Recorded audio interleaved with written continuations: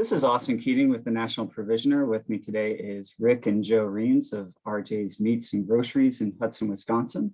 You guys just got back from the American Association of Meat Processors convention as we record this on February 4th, 2021. So I appreciate you taking the time to talk with me between that and probably an incoming lunch rush. So sure. You had a sandwich shop called KNAC at the Keg and Case Food Hall in St. Paul, Minnesota. As I understand, there were some issues related to being shut down in April and May 2020 with the COVID-19 restrictions. You closed KNAC after being open for limited hours up until August last year, but the spirit of KNAC lives on across the Minnesota border at your RJ's location, Wisconsin. Is that right? Could you tell me a little more? Sure. Yeah, I would clarify one thing. It was the executive directors meeting of AMP, not the convention. Okay. Will be later this summer. Sure. Yeah. We're hoping. We're hoping. All right. Good. Yeah. And so we had been forced to close, during the governor's mandate in Minnesota. Mm-hmm. And the end of August, we pulled the plug on it. We've been in Hudson for 34 years, something along those lines. In the past, we've tried sandwiches. We always wanted to, and they never really took off for us until this go around. And Joe and Anthony, my two sons, came to me that work with me and said, they thought that we could, as Anthony put it, we could bring KNAC to Hudson. And I thought, well, it's already here. I was thinking of it as the snack sticks and the summer sausage, the other meats that we were selling there. And I can not be the brightest bulb at times. And he said, no, Dad, the sandwiches. And so we waited until after the holiday rush and decided to bring the sandwich work on. And we were fortunate that one of our employees from St. Paul wasn't working and happened to be one of our best, as to steal a term from another sandwich shop, one of our best sandwich artists came to work in Hudson. And so she leads that up along with Joe here. Okay. Yeah. So why do you think it's taken off so well this year? You wanna? Yeah, I think it's a combination of we finally kind of had the, for lack of a better term, the playground over at KNAC in St. Paul to figure out what we think people like, what they actually like, and just more of the logistics of making sure that we're doing what people want, that's still making money for us. Yeah, sure. So yeah, you call it a playground. It was probably pretty busy before COVID showed up and such at the old KNAC location. It could get hectic. It was a good testing ground. We had the people coming through where we could bounce different products off. We had great relationships with the other businesses in the market. And so Joe would come up with something new and run it around and get their opinion on it. And then a day or two later would appear on the menu. Yeah. So do you have some overlap with the customers between the two locations? Like, what did they think about the old location closing and reopening over across the state line? We get some overlap. There was, 20 some miles difference between the two, just outside of the heart of downtown St. Paul to rural Hudson. We have had some come over from there. And while we were over there, we had a number from Hudson that would venture over. And we had a number in Hudson saying, why can't we have that here in Hudson? And so their wish came true.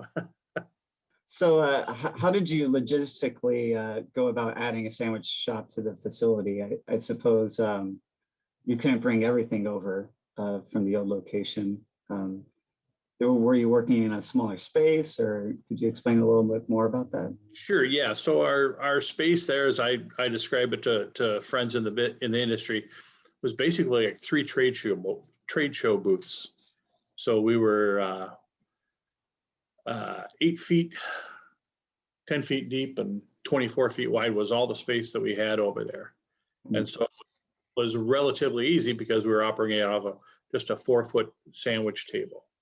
So at our current store, before we added it in, we've got 48 feet of service meat case.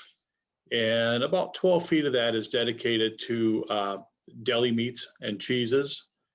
And so we just kind of rearranged a few things in the retail area. And this time it was really more of a natural fit that we were able to slide the sandwich table down off the end of that deli area where we would be slicing the meats and such.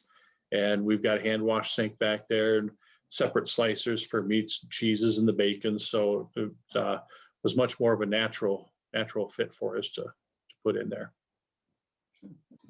And do you have like a convection oven of some sorts? I know you offer hot sandwiches, but are there other products that are warm that customers can buy? Yeah, so it's a combination convection microwave impingement oven. So similar technology as like the air fryers that are taking over everybody's kitchens.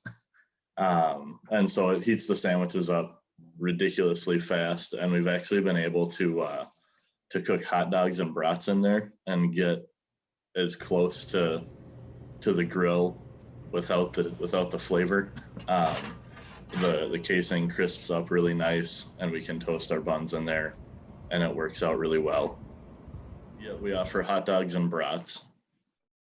And the key to it, I feel, is the fact that we use our old-fashioned hot dog with a natural sheep casing, so they do get that nice snap, or as the boys name the store in the cities, knack, off that casing, and that's been huge. And it's, as a friend of mine told me, it's power retailing.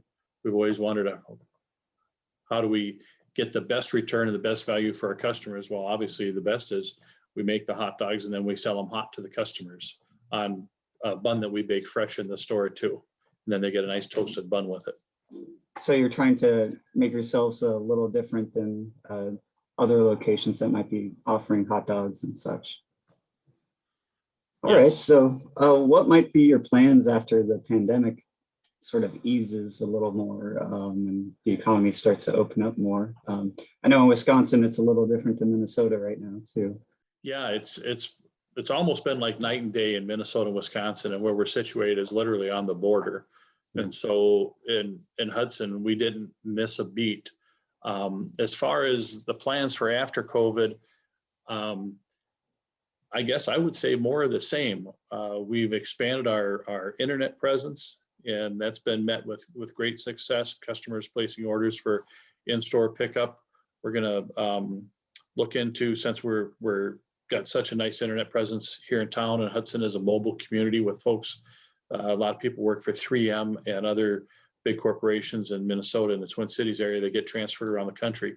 We've always had requests for products be shipped. So we're going to venture into that. If sandwiches and sausages take off, that's an awesome thing that I think that will make more room is needed for that. Well, appreciate you taking the time to join me, Rick and Joe. If there's anything else you'd like to add, go ahead. Have you got anything, Joe? No. I was just going to say, it's the last year has been quite a challenge for everyone. And I like to look at it as there weren't so many problems as there were challenges that were presented to us.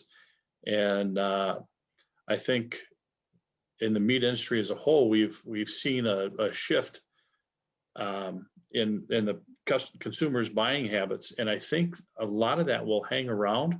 I think with the foodie movement, people are more into cooking at home, and sure, they're still going to go out and experience restaurants. But I think that this last several months, they've learned how much cheaper it is to prepare food at home and how much more fun it is. And so we're looking forward to seeing that trend continue. One of the things that my boys said to me that I got a little chuckle out of, they couldn't believe how many people were coming into the store and how they were buying more than just one or two items. I said, yeah, this is what it was like when I started in the industry back in the late 70s, that Saturday was the big shopping day.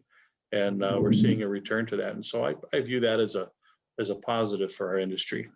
Do you think people are coming in to buy the stuff they need for dinner and then, hey, might as well grab a sandwich for lunch too? Yeah, so we have limited hours on the sandwiches just because of the Oh, logistics sure. of it. At first here, we serve from 11 to 2, the main lunch hour. But we have been getting orders placed for sandwiches to be picked up later in the day and ordering ahead. So that's been a plus. But yeah, a lot have said, go in at noontime and while you're shopping, you can get a sandwich made and be on your way and kill two birds with one stone.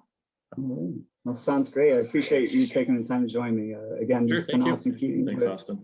National Provisioner. Take care. Sure, you too. Thank you.